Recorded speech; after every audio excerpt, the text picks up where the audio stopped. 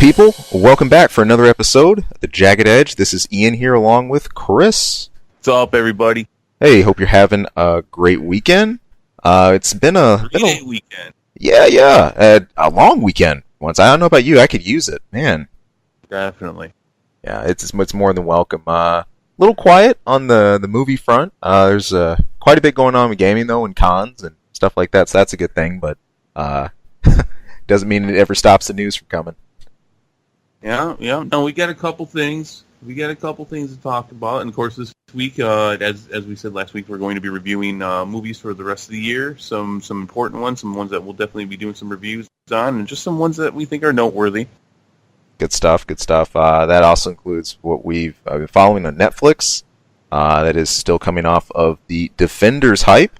Talking a little bit about Luke Cage, a few other things. Real quick though, I want to take a quick pause there on Netflix. I did take a look at the new Death Note that came out.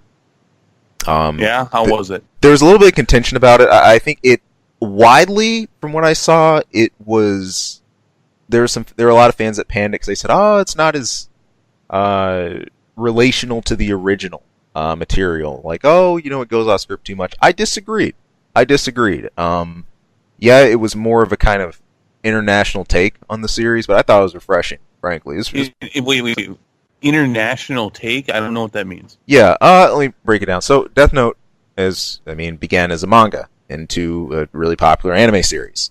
Later, that was adapted into a few other live actions, but this always had very, very strong Japanese roots. The reason perhaps international is the right term, I should say Western. This adaptation was different as well. For one thing, it doesn't take place directly in Japan. It's right here, right in the U.S. The main character is not Japanese himself. He is from the West, and they play off of that. But you know what? I didn't feel that. I really didn't. It didn't feel like as much of like a washed, hostile takeover of the base content as a different play on it. I for one, I haven't read it. I never read the original Death Note. I've seen the whole original series. For what I saw here, though, I actually enjoyed it. It was a little more, especially some of the main characters, the main investigator, L, more of a, I guess, slightly realistic take on him. He seemed like had the personality of cardboard in the series, way stoic, nothing affected him, kind of emotionless. You could say that plays to him, but I like this version better for L, for some of the character portrayals, and didn't think it did a bad job at all. So. Well, okay, so I'm sure I've seen some Death Note over the years, but my feeling about anime is well known, and I've never really sought this out. Would I like this? Do you like whodunits? Yeah, they're fun if they're done right. Take a look. You know what? You should at least tell you what. You should at least give it the first 20 minutes or so and make your decision. Yeah. All right. Take a peek. You might. It's hard to tell with you. Because I know I get you, but then times where I'm like, I don't know. All right, yeah, I'll give it a try. I'll probably have some time with it. I'm gonna get the Monday. I'm not gonna know what the hell to do with myself, so I'll probably sit down and watch it then. Yeah. You probably in the end it won't be anything groundbreaking for you. I think it's something. It means more if you saw the original series, if you have something to compare it to. But now you got me interested to hear your take from someone who really doesn't have any kind of attachment to it. Kind of looks fresh. I'm kind of interested. And, I often like coming from that perspective. For example, Lord of the Ring movies, I love them. They're great. I have not read the books. I did read The Hobbit though, but I read The Hobbit after, and those movies are awesome. Everyone says they're awesome, but even friends of mine that are huge fans of the books are like, yeah, but this and blah blah blah blah blah. I'm like, what? Shut up. I get it because especially when it comes from something like a book, because they had their own imagination to create that world, and right. So yeah, but I don't. What can I say? I don't. As we've mentioned before, I'm not a reader. Right. I can't read. So it saves me from being upset about a lot of things like that. Out of sight, out of mind, man. That's right. Love it. All right, let's get on to it. Yeah. Not much happened this week as far as news, but we caught some Marvel stuff. The coolest thing to come out from that was an image of from Luke Cage season 2. Of course, like you said, just off of the Defenders, Misty Knight lost her arm in a fight at the end, got it chopped off. So, we talked about this when it came out in the spoiler section. And by the way, I'm sorry, spoilers. Whoops. Well, we are only a couple weeks out, so some people may not have seen that part. Right. Sorry. Get her arm cut off. But, so she does. But in the comics, she loses an arm, and Tony Stark builds her a new one. And so a lot of people were wondering, and I said it when we reviewed it as well, okay, so does that mean that she's going to get a new arm? Probably. They don't normally go chopping off limbs and having characters run around without something with that. But so yeah, she does. The image was very plain, very clear. Boom, there it is, cybernetic arm. Pretty cool. I was telling you a bit before the show. I kept thinking of Spencer from Capcom, and I just wanted to yell "bionic arm," but it's not. I get it's not the same deal. I do want to see what this thing can do. Yeah. If anything, what it's very low tech looking up until the yeah, fingers. it's not obviously. In order to have a cybernetic hand, that's going to have to be intricate down in the fingers and all that stuff. But it's very low tech looking. True, and I mean, there's that debate of, well, is it Stark Tech? Is it Rand? Who makes it? For something Stark related, I'd usually expect something like that to be a little more subtle. A lot of Stark tech is pretty uniform, but can conform into something crazy. Really has a cool ability to kind of like armor itself and everything. So it doesn't, off the bat, it doesn't look like one of his designs.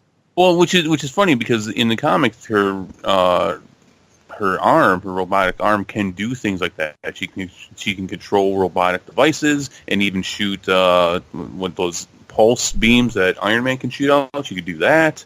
Obviously, super strength. This thing does not look like it looks like it would be just an arm. Maybe stronger than the rest of than her other arm, but it's kind of funny because a lot of people are upset about this because they're saying, hey, this isn't the kind of world that this Netflix TV show is run in. They're very grounded, not a lot of superpowers, which I didn't understand on that. There's a hell of a lot of superpowers going on with these guys. Oh yeah. Two of them are very Superman-esque as far as their superpowers, but I get what they're saying though. It's not a lot of costumes. It's not a lot of flashy stuff like that. It's not a lot of MCU movie stuff. Right. But at the same time, I think it can use a little bit more of that. But it looks very grounded. It looks like it almost looks like a prosthetic that can be taken on and off. It does, and that sort of makes you wonder if you have it removable. I mean, would that be quote unquote part of the power set? Are there multiple arms? Is it just this one? I wonder. And it's kind of ironic because in the last week I actually saw a video on this where they are getting very close to actually making limbs like this. This is not that sci-fi. No, it's not. It was quite amazing. I shared it over social media. The guy was, he lost his arm, had the replacement completely cybernetic arm from the upper arm down, fingers and the whole thing. It was very slow in moving, but the dude was cooking with it. Wow. Man, and this is something on a real note. It's so relevant today. We've got a generation that has been in combat zones, from the Middle East to Iraq, Afghanistan. I mean, you name it. Whether it's an amputation or a limb lost, these types of injuries are more and more prevalent. And the advances have been amazing in terms of people thinking they have a chronic or crippling diagnosis. You'll never walk again. You'll never be able to do X and X again, and still they endure. And more often than not, there is at least some method. And I'm always in awe of that in two ways. Both, one, how far advancements have come with that, but two, I think how adaptable people are in those circumstances, when how something like life-changing like that doesn't have to stop you. Doesn't. So let's take a guess that we don't have much to really say on this one way or the other. Do you think it comes from Stark, or do you think it comes from Rand Enterprises? I'm betting on Rand. See, I think so too, but I want to say Stark. I want that bridge gap as much as possible. Yeah. I think that would be neat. I don't think we're going to see Tony Stark actually give it to her or anything like that. But they don't bridge the gap between the movie universe and the Netflix universe, which is the same universe, but they just don't cross over much. Just references and such. So I would love to see that actually come from at least a mention. That it came from Stark. But I think you're right. I mean, they do prelude to it very much at the end. Yeah. Unfortunate as it is, hey, it could be for the better. We may or may not, probably won't, get the Stark link, but maybe wait till that Blade link or that Blade mention or something else like that to start making the next bridge. Maybe. So maybe we should. That should happen. You got me sad now. We can dream. I mean, at least you got Punisher. So Luke Cage is going to come out. Yeah, Punisher's coming out in just a couple months. Yeah, that's what I'm saying. And by the way, have you seen what's been going on with him in the comics? No. What's up? So, War Machine, I forget the character's name right now. He died last year in Civil War 2. So the Punisher has his armor now. Oh, dude. Yeah, so he's the new comic, which I've been thinking about picking up, is called The Punisher War Machine. That's actually pretty terrifying. It is. It sounds awesome. Sounds awesome. Man. Well, we don't talk about the comics too much, but yeah, that's what's going on there. So and that makes me wish. Oh my gosh, I wonder if we'd ever see. No, we're not going to see that. At least not for years. We won't see that in the movies for years. No. Oh well. But yeah, Punisher's running around with War Machine's armor. So great. Just the images I've seen of it are just like, oh my god. How did they not think of this after decades? How have they not thought of this with him? Right. I just feel kind of sorry for all the crooks now. I mean, like that. You feel sorry for the supervillains. Oh, yeah, we're all gonna die. Like, but so that Marvel over on the comic side, they're righting the ship a bit. A lot of people have been unhappy with the stories and such, and the replacement of their characters and all that. They've been righting the ship a bit now. They're going into instead of Marvel now, I think it's Marvel Legacy. They're bringing back a lot of the characters that they had removed in place of their newer versions, I guess, for lack of a better term. They're fixing that, which is good to see. People, right. I understood that they were trying out something new and it just wasn't working. So, yeah. Well, you try your formulas. I think DC is the most radical example of that. I did see some talk of the old the World War II style era versions of like Wonder Woman and others making a recent return. That makes sense. Yeah, it's like stuff like that. I mean, DC has done this a million times over. So I think Marvel's got more than enough license to experiment a bit. Oh yeah, sure. Now, speaking of which, I'm going to use that to segue. Not all experiments work, Ian. not all experiments work.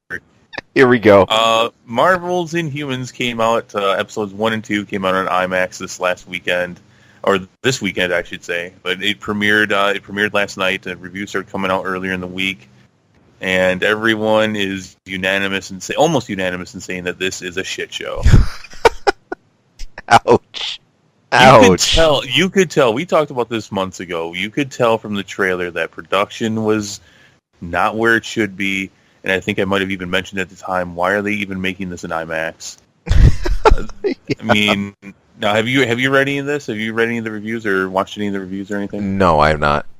I could not find anything good. Ouch. I'm sure somewhere somebody said something good or gave it a good review, and that's not totally true. They are saying 2 things are good. But to lay down the groundwork on this, they're saying it's very low budget. It feels very rushed. The characters, with the exception of Black Bolt, are very one-dimensional and not portrayed well at all. Now, how much do you know about the Inhumans as a whole? I mean, I know you don't watch Agents of S.H.I.E.L.D. There's been a fair amount of Inhumans on that, but did you read them in the comics? Are you fans of any of their stuff? If I remember correctly, neither one of us are big connoisseurs of... Not at all, man. I mean, if anything, I remember some in passing from when I was following like the different releases of like Spider-Man, but I never got into Inhumans, really following, origin stories or anything like that closely. Nothing that I could point to. Yeah, no, I'm not either. I mean, I know who Black Bolt is. I know who some of them are. I know who Medusa is. But, I mean, I know what's been on the TV show, Agents of S.H.I.E.L.D., and that's been okay.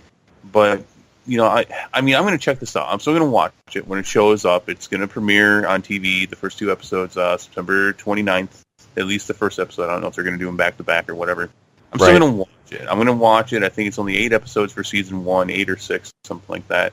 I'm not looking forward to this. No, I mean, it's kind of sad to say. With something Marvel related, when I think back to this, I don't know if I want to say this is the curse of the Fantastic Four. And I say that because the original origin, it's funny. I remember my dad telling me about this. The Inhumans first popped up in Fantastic Four. And if anything, I know we used to talk a little bit because he had his own comic collection. He mentioned that, but he was never really into him at all either. Fantastic Four is another one. Of course, it's had a really rough run of it in terms of film adaptations and getting something on screen, whether that's a movie or whatever else. It just has not taken off, even with the reboot. And, I don't know, man. I mean, you can't exactly say it's because of quote unquote that universe everyone else exists in it, or that timeline because others do exist in it. It's just man, I want to say it's the character stories themselves that just aren't as compelling. Well, no, I don't agree with that. No, first, as far as the curse of the Fantastic Four, the only curse the Fantastic Four has had is Fox. Yeah, it is a jinx. That has been their problem, and if they can go back over to Marvel, then we'll get a great Fantastic Four movie. I think they're not. These characters are a bit brighter. They're a bit cornier. They don't sell like a lot of them sell. And at the same time, you can't. I don't think you can get away with the Fantastic Four like what you got with Man of Steel, where they twisted the character a bit, made it a little bit darker, give him a significantly different origin. At least as far as how some of that played. I mean, if you look at the original in the comic and the original Superman from the 70s versus what we got with Man of Steel, it's told in a very different way. I don't know if you can get away with that with Fantastic Four, but I don't know if you need to. I think, I think Marvel has shown that you can tell these stories as long as you tell them in a certain way, people will get into them. Yeah. Yeah. I think Spider-Man is a good example of this. Spider-Man's more popular, obviously, and there was a huge call for it. There's the Fantastic Four have definitely had their hardcore fans too, but the Amazing Spider-Man was told those 2 movies were told in a very what people would say gritty and grounded and dark, much darker way than the original movies were, the original trilogy, but that doesn't necessarily make them better. And that's what I think Fox. I think you could point to that's what they tried to do with the remake of Fantastic Four, and that thing is unwatchable. Yes, it is. There's some, for the first 2 Fantastic Four movies, there's some decent qualities there. There's some good parts of it. They're not horrible. They're not good, but as far as comic book movies, or at least what they were thought to be during that time, they're okay. There's some elements there that are okay. People are worried about comics going back to being cheesy and unrelatable. And I think and Fantastic Four is branded with both of that. Yeah, it is. And I think therein lies the curse. Of course, in differentiating that, and not as much the curse of the whole Fantastic Four brand, because they're cool characters. They go way back. But the adaptations we've had just have not really taken root, or I think sold themselves successfully. So right. Yeah, I definitely think they can pull it off. I think you've got plenty there to relate with people, especially the family aspect. If you do that right, and the Thing is always very relatable about going through transition and thinking that you're horrid and ugly and no one's going to accept you. And at the same time, it's not the telling that story of the Thing, not the most relatable than when the only girlfriend he can get is blind. Right. Not the best way to tell that story. I don't think a lot of people like that story, but I think you get what I mean as far as how that plays out. As far as what the story you're telling with that situation. I think there's plenty there though. I think if it got in Marvel's hands, they could do it right. But yeah, Fox has not been able to. But anyways, Inhumans. Black Bolt. I'm hearing some of them say that Black Bolt is good. If not, it's the least worst part of Inhumans. And the teleporting dog, the all CGI dog. I'm actually hearing that as far as TV production goes, this is some of the best TV produced CGI they've seen. Wow. Okay. It's supposed to actually be pretty decent. So maybe that's where all the budget went. I don't. Like I said, I'm going to watch it. This is one of 3 shows I'm very concerned about that are coming out now. Marvel is expanding a bit too much, in my opinion. Yeah. This is it right here. A lot of people were on the fence about Agents of S.H.I.E.L.D. I always thought it was good. Now everybody loves it. Everybody loves Agents of S.H.I.E.L.D. again. There was a couple seasons there where they questioned it. Of course, the biggest mistake they made was taking the one actual superhero person from the comics who was an actual Avenger, and they nixed him off the show for a spin-off that never got greenlit. That was freaking stupid. But it's been fine without it. Actually, the show's been a lot of fun. But yeah, you've got Inhumans here, and then you've got Cloak and Dagger, which I am not impressed with that in any sense. And even though I was a huge fan of the comics, the New Warriors is not looking very, very good. Bummer. But I'll check them out.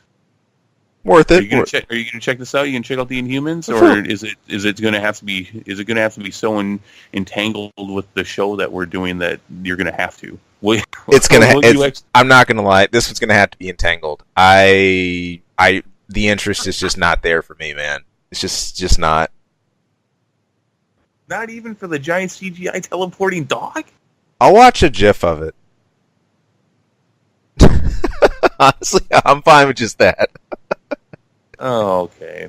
Well, maybe I'll do that one by myself then. Oh, man. It might. I'll say this much. Just for being on the cusp of brand spanking new content, a new release, maybe episode 1 at least will be worth the premiere of that. Let me ask you this though, and see, this is the thing. We still don't get a lot of views, but someday we will, and maybe someday somebody over at Marvel will check this out. So let me ask you this: if these shows actually did entangle in a noticeable way with the movies, would you watch it? If it was like, I've got to see this to make sure I've seen all aspects of the MCU. While that would be pretty cool, I don't know if that necessarily sells everything. I do really like portions where you have some kind of link, but see, I worry about that because I've seen that happen with some things in gaming. Square Enix is infamous for this with the Kingdom Hearts series. You got to play Nintendo DS, you got to play 30 other portable systems and like a handheld and everything else to know just what's going on. I don't want it to go that crazy. I think they've got a really, really cool theme with the mainline movies you follow. Watching the post-credit scenes with those and connecting the dots. Straying a little too far away from that, I think, can make things a little too stringy. In the same hand, I think that does a bit of an injustice. Part of why I enjoy watching content is a content that's strong enough to stand on its own. I think that link, that correlation, that tie-in, that's a good thing when you have something really cool. It's so cool because you have 2 awesome things that you're tying together. Not one that's kind of like crippled, like with a broken leg. But then there's that other really cool thing there, and because of that other cool thing, that's why I'm watching it. I don't want any of this content to get to the point where I'm watching this just to see this link. You know, I think it should have its own strength. I don't disagree with you, but from someone who had to walk on crutches for about half a year, let me tell you that sometimes you need that assistance. But then, when things are better, you walk on your own. Well, fair enough. Fair enough. That being said, this show is going to suck from start to finish. Yeah, it's a shame because I know enough about Inhumans to where I'm, especially with what I've seen with them do with Agents of S.H.I.E.L.D., I am interested because I already have some of the groundwork of how this is going to how the Inhumans came to be, how this is ingrained into the MCU from Agents of S.H.I.E.L.D. because this is tied in. This is part of the MCU. This is part of the same world. So Agents of S.H.I.E.L.D. has definitely laid some groundwork for this. So I'm fairly interested in some of this. At the same time, they are taking some of this from the comics, where these characters, at least most of them, if not all of them, come from the moon. And that's classic Inhumans from the comics, is that they live on the moon. Oh, yeah. That's where a lot of this is coming from. Black Bolt is an intriguing character just with the fact that he could destroy a world if he spoke a sentence. That's pretty hacks. So, I mean, I don't know. I'll watch it. I'll check it out. I'll let you know how it is. Fair enough. I'll be looking forward. Well, right along the lines of Marvel, not a show, this time more on the movie end and on the Sony end. So let's specify that, not MCU. Non-MCU. There's been a couple pieces of news there. One is for just sheerly rumor. There's no facts or production notes to back this up right now, but word is that there is some work on, at least looking at, a Night Watch solo film with Spike Lee possibly directing. You know, it's funny about Night Watch. I instantly think of DC Comics whenever I hear him, but I have to slap myself and remind me, no, there's a Marvel Night Watch as well, and he has a kind of weird origin. You know, if I recall, he's got his powers from a future version of himself that came back and saved himself. So a kind of odd power set. In fact, early on, I remember I used to get this guy confused with Spawn all the time. No, I'm looking this up right now, and I'm thinking I'd never heard of this guy. And the first images I see here is like, that's Spawn. Right? See? Yeah, it's nuts. Like, and I remember I used to get these two crossed up all the time. But you know, I mean, this is sort of left field. And again, of course, we haven't confirmed the full validity of it, whatnot yet, or what this would be in terms of a production. But just that this character be considered. This is one of the. I honestly forgot. I pretty much completely forgot about Night Watch. So what are his abilities? What can he manipulate? I thought was it matter manipulation or time manipulation? It was something pretty powerful, actually. Well, he's traveling from the future. Yeah, I always thought it was time manipulation, but I think it falls more along the lines of, boosted strength, things like that. I know a lot had to do with his costume too. That reminded me of Spawn as well. You know, he had it was like a metallic-esque cape. And it was about tech with him, and the stuff like that he wore, believe it or not. So now I think about the whole time thing, I don't think that was of his own will. Yeah, he returned, but I don't think he did that because of his ability to change time. Now to really look at it, that should have been a result of some technology. It's kind of funny, just like Silver Sable, I mean, which they're going to be doing a movie with as well. This guy could not look any more like the 90s. It's crazy. Right? Man. Wow. So, and I only remember this guy too because he had a couple of crossovers in Spider-Man, the early comics. And another reason why this was sort of awkward when he first popped up, this was less than a year from when Spawn came out. So it's not just a physical resemblance. I mean, timeline-wise, it's not like he waited. There was a huge gap between the two characters. So, an oddball. And I wonder, I got an open mind about this one, though. I don't really have a stoic opinion on the very little I've seen of Night Watch. I want to see more news about this. If anything, this will go anywhere, and then probably make something more informed off of that. But if Sony, and I don't know what they have all the rights to, but if Sony wants to start their own kind of side MCU thing for Sony Spider-Man movies and such, they need to start with Spider-Man 2099. Amen. Amen. That would be awesome. No, well said. I'm sure they've got the rights to 2099. I don't know about all the other characters that came from that whole 2099 series, but I know they've got the rights to Spider-Man 2099. No, well said. Well said. That would be really, really cool. And I think a very good way to sort of differentiate. One thing I appreciated about 2099's run was it always felt like you could have that concurrently with whatever was happening in Amazing or Spectacular Spider-Man and all the rest, because it's so far flung. And that's now I'm really thinking about it. That's really, I think, something they could use on Sony's side. Just give a good way for the two to coexist. You have MCU Spider-Man, everything that's happening with Avengers and that timeline and beyond, but then you have this other far-flung narrative. That would be awesome in a really easy way to kind of pair the two. So. I think it would be great. That's exactly why Sony won't do it. It would do huge. I mean, Spider-Man 2099 has been around long enough and was well accepted enough to where even some casual people, when they see that costume, they're like, "Oh yeah, that's the future Spider-Man, isn't it?" Which, by the way, one of the best costumes ever made, ever designed. That thing is great. The character's great. He's his own guy. Miguel is his own guy. They won't do it though, and I don't mean to go off on that, but I mean, they're doing this, and I think so far from what pre-production things we're hearing, although this Night Watch guy doesn't mean shit, this will tank. It'll tank. Oh yeah. I never even heard of this guy. I even collected comics in the 90s, throughout the 90s. I never even heard of this guy. I don't know what this is. This is Spawn. Yeah, everyone's gonna think it's Spawn. And everyone's going to think Sony is thinking about doing this because McFarlane's coming out with another Spawn movie, or at least he's in pre-production for it. Who knows if it's actually going to kick off? It probably will, but that's exactly what they're going to think, because this stuff is going to line up around the same time, and maybe that's part of the reason why Sony's doing it. Could be. They've got no qualms about that. They're like, hey, look, we can hop on Spawn's back here. Sony, the sci-fi of rip-off superhero movies. Apparently. Give me some of that bandwagon. Jesus, but all right. Well, so okay. It looks like Spawn. Enough said. That's all. I mean, looking at this, hearing about this for the first time, and looking at some images, I know he's not Spawn. Right. Spawn.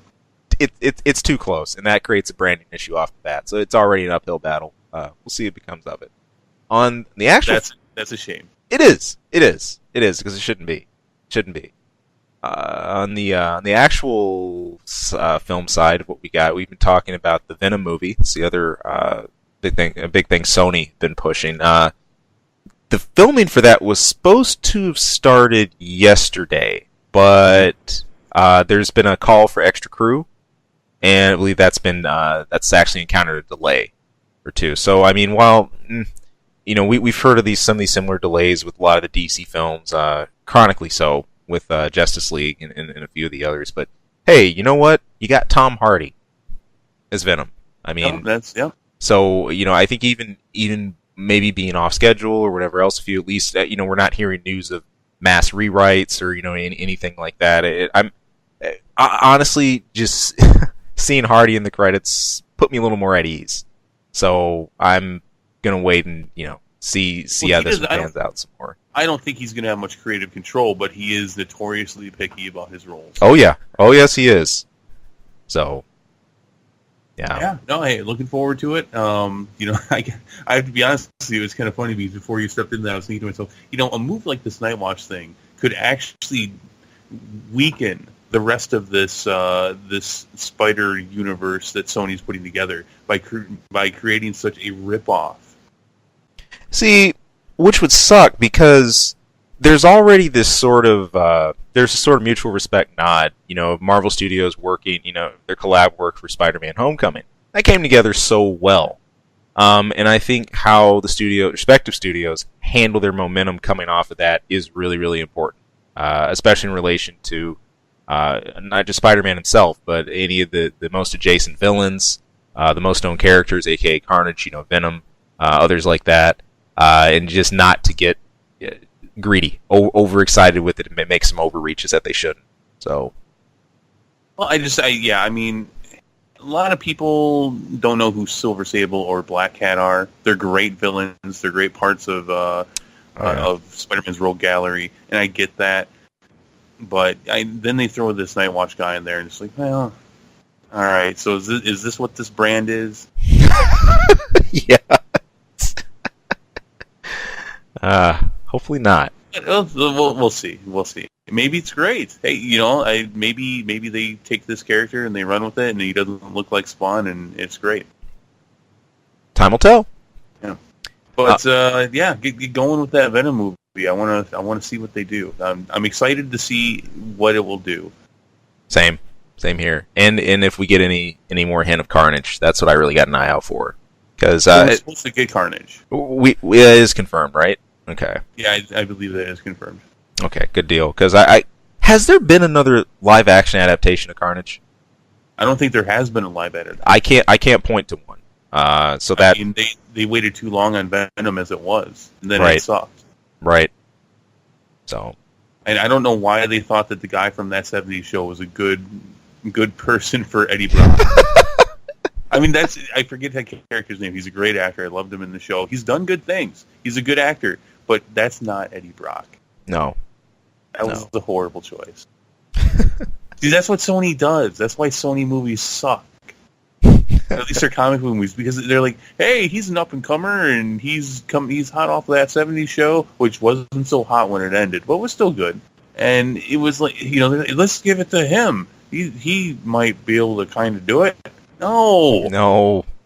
Stop. That's why I'm worried about this. You should be. I think we all should be. But Tom Hardy as whoever the hell he is, who's going to be connected with Venom. All right. Good stuff. Well, what about movies for the rest of the year? There's one here right at the top of the list that I think we're both kind of on edge about. Oh, okay. Yeah, our review for movies for the rest of the year. Well, the lineup. Review for the lineup. Yeah, okay. Now, even though you tried segueing into that, and I just killed it.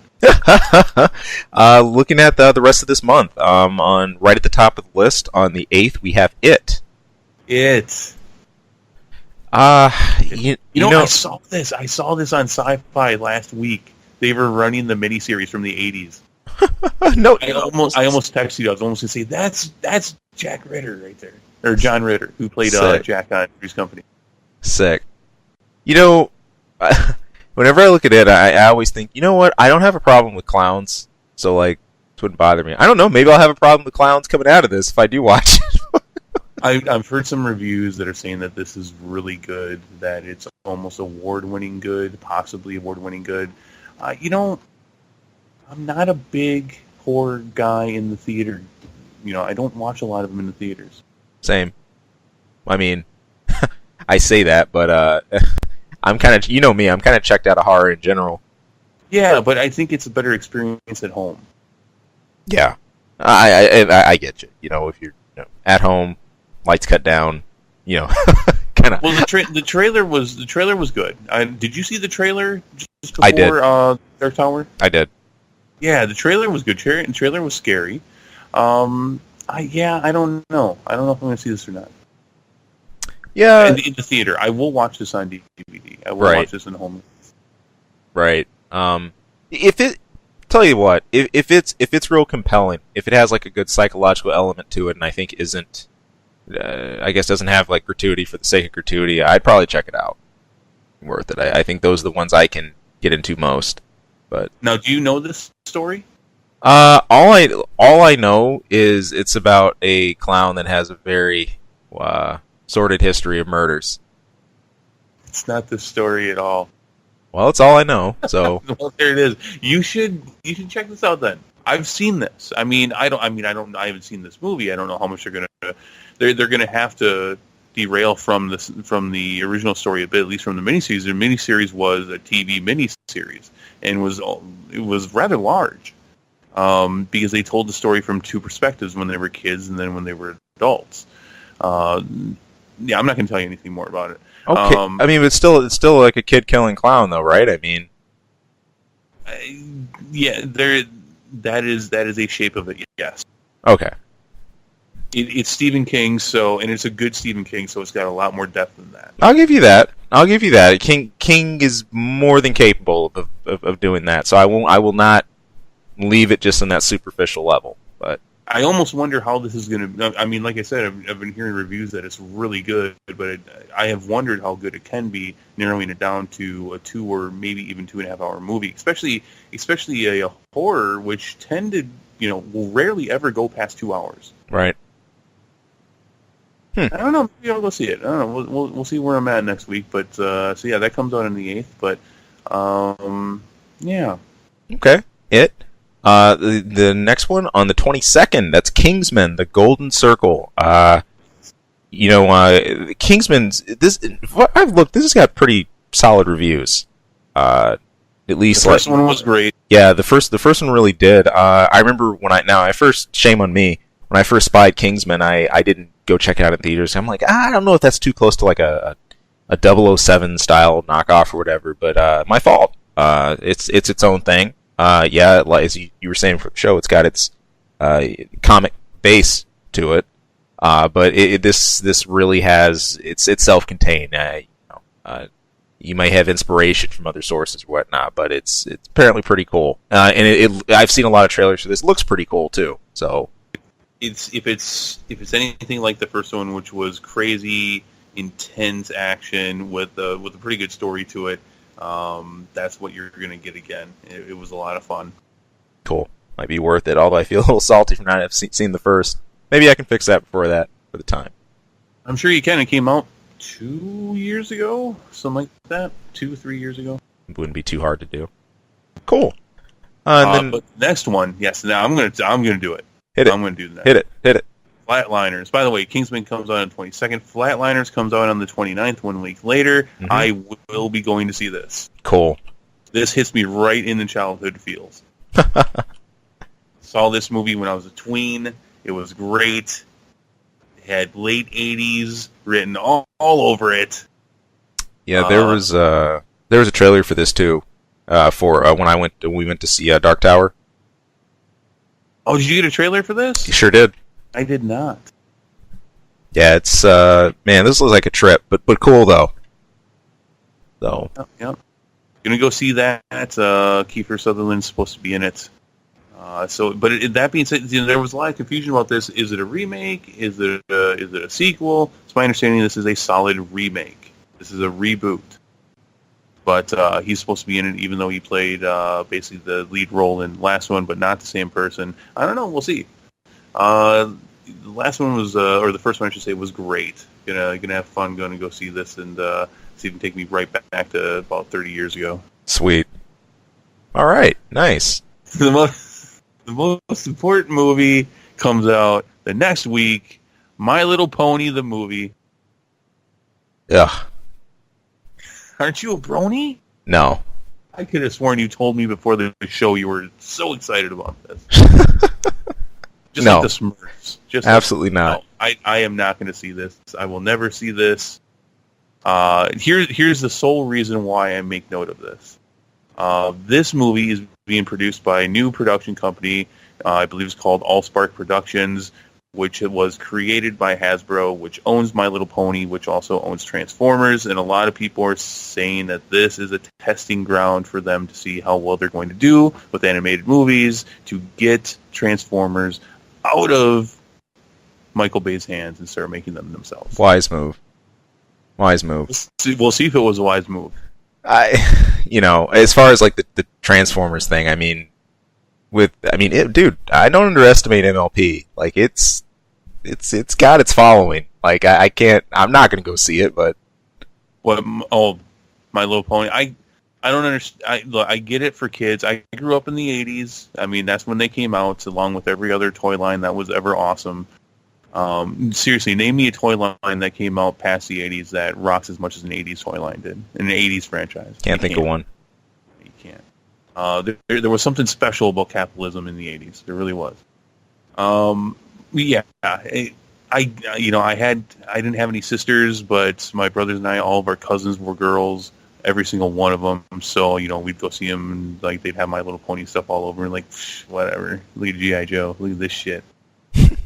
But, okay, whatever. I know there's a following. I don't understand bronies. I really don't. I've interacted with some bronies. Look at me acting like they're lepers. I don't mean to sound that way. Yeah, I think I've mentioned sometimes I've worked in student housing in the past. So there were some people staying at my properties that they were bronies, and they're crazy. They're diehards. Oh yeah. If anybody thinks that this is going to be dominated by childhood girls, no. No, it's not. It's just not. This is going to have a mixed audience, but I don't get it. What is it? Friendship is magic or something like that? Yep. Sure. All right. Well, for everybody else, that same day, Blade Runner 2049. That's going to be a big deal. That's. Did you see the little mini movies that came out? One of them came out this week. I did. Was it just one, or did all three? There's supposed to be three of them. I just caught the one. Just the one, right? Right. Yeah, that's the one I saw too. That takes place. It's 2036. And it's kind of cool they're doing this pre-building history into it. I know it's awesome seeing Harrison Ford not just have a reprisal, but sort of help fill us in on the time gap that happened between the last film and this one. Blade Runner was some pretty groundbreaking stuff, and I'm really, really curious to see how this one's handled, especially after seeing how Ridley Scott handled Alien. Yeah, that sucked. About that. That's coming out on DVD. No I'm sure my dad will probably contact me at some point and say, "Oh my gosh, Alien's coming out." No thanks. I think I'm all right. No, it sucks. But yeah, this looks cool. Okay, so by the way, people, these little mini movies, they are canon. So if you want to keep up with the whole Blade Runner world and all that, these are canon. They are part of the story. Now, the one that you saw, did that have Jared Leto in it? Yes. Yeah. No, that's not Jared Leto, is it? Let me see if I got everyone. I might be getting them mixed up. I might be too. It had the guy, and I think he's blind. Yeah, the guy with the. No, that's not Jared Leto. That's horrible of me. Huh. But I don't think that's the cyborg. I think that's the actual person. No, I think you're right. I think so. But no, he cuts a good figure for this one. I remember just seeing part of that in the previews. It's like, yeah, he fits this role though. All right, I have to correct myself over that now. You got to talk for another minute. Well, Jigsaw? Yeah, you talked a little bit about that, I think, from Comic-Con. That's why I ended up throwing that on the list. By the way, that was Jared Leto. My bad. Well, problem solved. All right, so I guess I was right the first time. Yeah, stop stepping over your own feet. Putting your foot in your mouth. Stop it. And so now you were super interested in Jigsaw, if I remember correctly. Oh, yeah, I'm just tripping over myself to see. No. Now that I see that's what you had caught something about that and you thought it was horrible? Yeah, forget this. Look, there's things I've had little interest in, but this is none. I'm not. I can't, man. It's to me, just the line of this, gratuity for the sake of gratuity or whatever else. I find very little here that I'm interested in. So no thanks. Will not be seen. October 27th, the Jigsaw. I will see this if I end up on that night or around Halloween. Like, gosh, I want to see a new horror movie. That's why I would go see this. And you got to have that there. I get it. The time it's being released around that. Okay. once upon a time, we were supposed to get a remake of Friday the 13th around this that month of October. But we didn't. No, we did not. All right. What are you gonna do? Not see that. November. Thor. There was two movies. No, be quiet. Be quiet. Thor Ragnarok. And Justice League, man. These two are, oh my god. We've had preview after preview after preview for these. I remember before we even started talking about a whole lot of like production for these. I was super amped because of Surtur, his possible appearance. Looks like we are going to see him, according to what we see in the trailer. But then we've got this whole deal, the whole buddy story between Hulk and Thor, the takeover of Asgard, and then of course the Besieged Justice League movie. But oh man, two big ones right before the finale of the year. Which I already know this, but which of the two are you looking forward to more? Oh, Thor, by far. Like that, I have been self-hyping all year over this, so. Looks good. Here's something. A lot of people say that Thor Ragnarok is being made to be kind of a ripoff of Guardians of the Galaxy. I don't agree with that. I actually think that out of the Thor movies that we've gotten, this is the first one that feels like Thor. It does. I think from Thor 1 going into 2, we strayed a little bit into, I don't know, sort of away from the Thor theme into kind of like gentler territory. It felt like a lot of the Asgard elements were sort of, they were there, but like... yeah, they just didn't get the fantasy aspect right, I think. Exactly. But we're fully stepping into that. And that's good. Honestly, I would have been pleased if it was just a story focusing on Surtur and how Thor runs into him, but they just upped the ante. I mean, with the invasion, with him losing his hammer and everything, this is going to be metal. So. Yep, I'm looking forward to it. So then 2 weeks later, Justice League. Woo! Here we go. It's your shot, DC. Did you hear that Mark, that's horrible. Joss Whedon is actually going to get a writing credit for this movie now? He is now. Yep. Oh, okay. Yeah. We that's right. There was a bit of backlash about that, whether or not he was. And they're saying, this happens a lot. Movies like these, they don't always get credited, but good, cool. I don't think he's going to get a directing credit, but he's getting a writing credit. Yeah, Justice League. I'm looking forward to it. This is, it's kind of funny because here we are. We're going to be about half a year later, and we're in the same boat that we were with Wonder Woman, where it's like I'm either going to come out of this laughing or smiling. Here we are again. So, pulling for them. I hope they can hit this out of the park. It's been very shaky. The one thing I liked about before going into Wonder Woman, it was at least pretty stable on the grounds of it didn't seem like you had as many ups and downs, rewrites and everything else, and the recasting. It just did its thing, plodded along right onto the release date. Justice League though, a lot rides on this. Yes.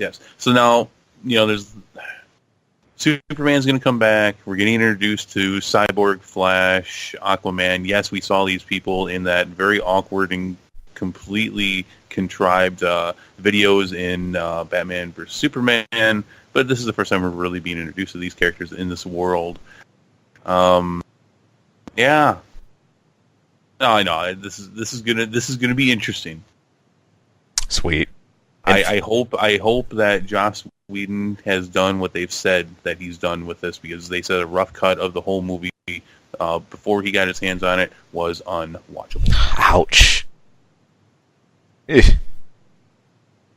Well, couple more. We'll find out. Can he make lightning strike twice? It can, in theory. I think he has the ability to. Let's see, and not that it matters, because they're just going to make origin stories for these characters that have nothing to do with this DCEU. So what's the point? Oh man, it's so stupid. So here's my question for you, and I'm asking your critical thoughts on this, not as to what you want, but as to what you think will happen. Will this be the last time we see Ben Affleck as Batman? Oh Man, good question. You know, as long as at the end of the day, I think part of this, in part at least, is up to Ben. He made that comment about I'll be here as long as they want me to be Batman.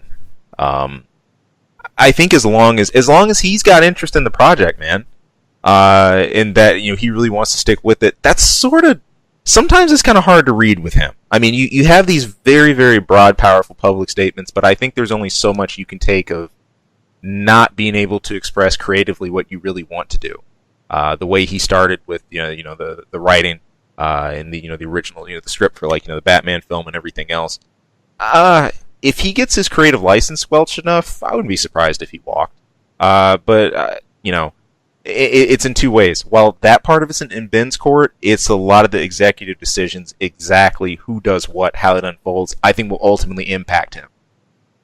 So I'm going to watch for the calls made by DC here, made by the actual makers, made by the execs as to what he does.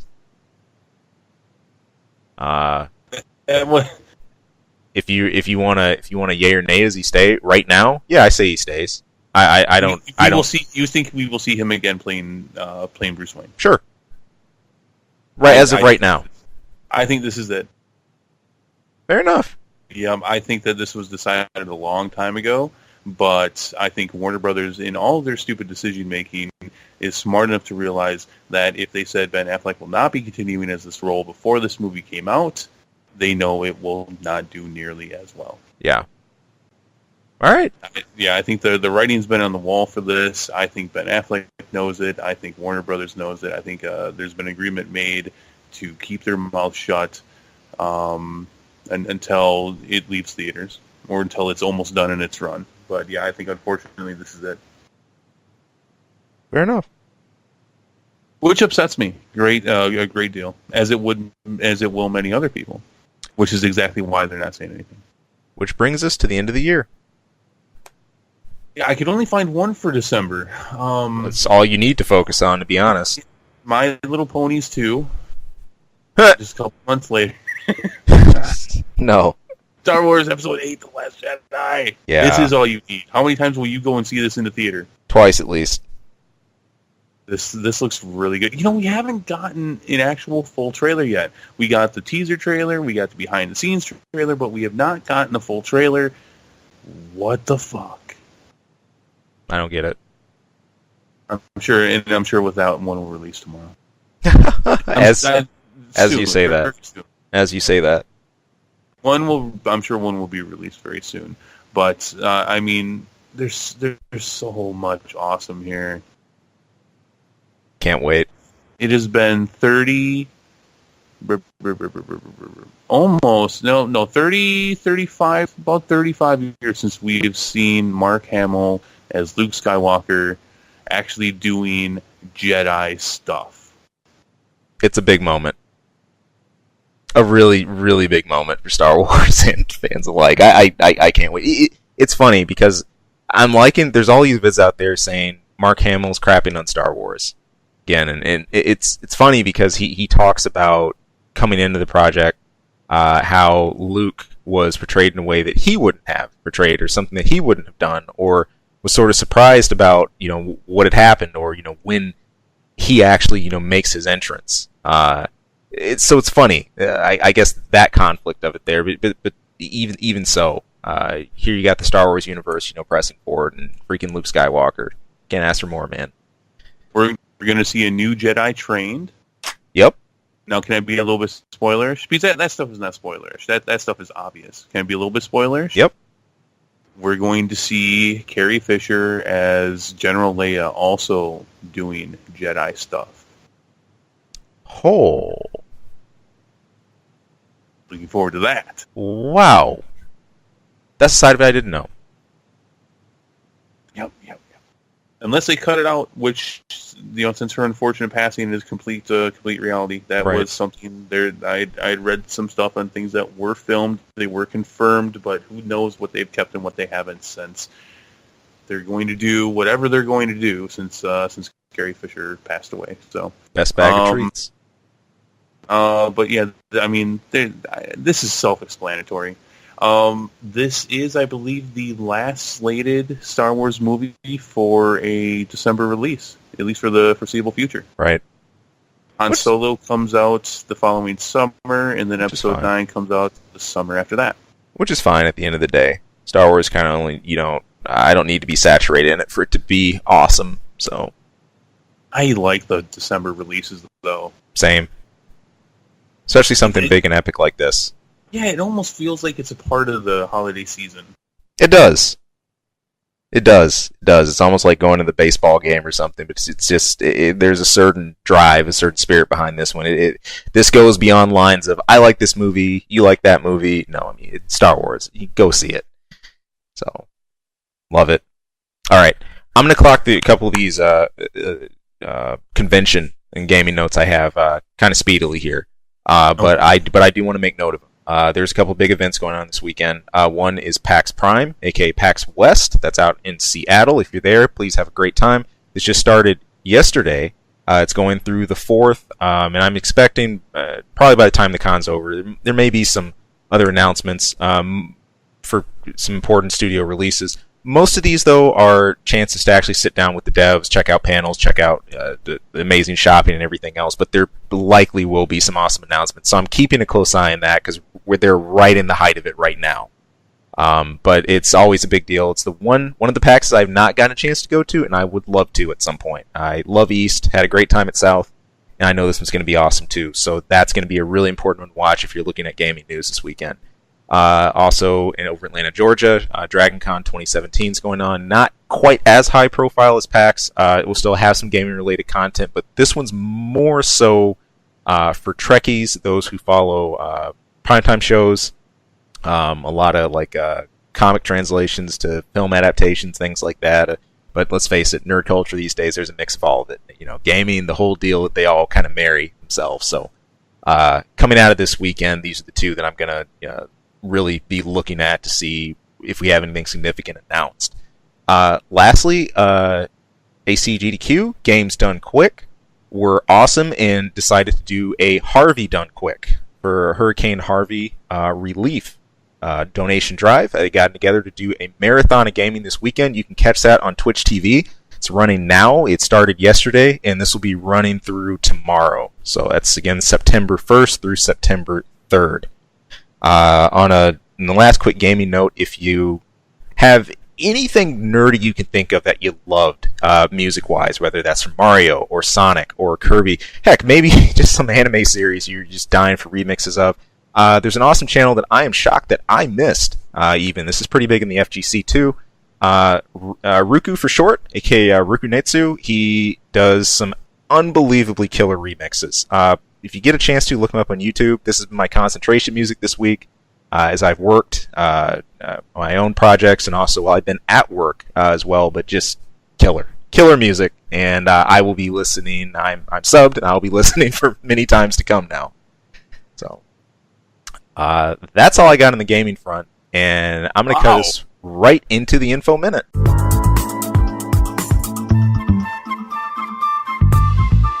This week's Info Minute. All right, what do you got for an Info Minute? This week's Info Minute could be a little questionable, but it's still on a front of which ones aren't questionable, right? It's still on a thinking about forums, thinking about communities here. This focuses on Reddit. Reddit, it's been around for about 8 years or so now. It's about 35,000 plus members strong. I mean, there's a subreddit for just about almost everything. And I was illumined this week for literally that just about almost anything really did apply. It turns out there's a Reddit for shoplifting. That's a subreddit r/shoplifting. It's started to get a lot of attention now, and a lot of people are wondering why isn't this either private or why hasn't Reddit outright banned it. And if you go in and there's actually some troll posts talking about, we're just role playing, there's nothing here. No, it's not. If you actually look at people talking about successful shoplifts, tools of the trade, things they picked up, etc. It's a thing, but there's a very active discussion happening there right now about making the board private, not having it in public, and you will likely see more and more articles coming out about this one.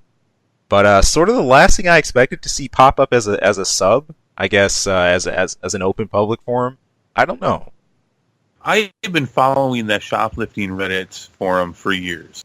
They better not do a thing with it. That's one of my favorite things. What little ability I have to read is spent there.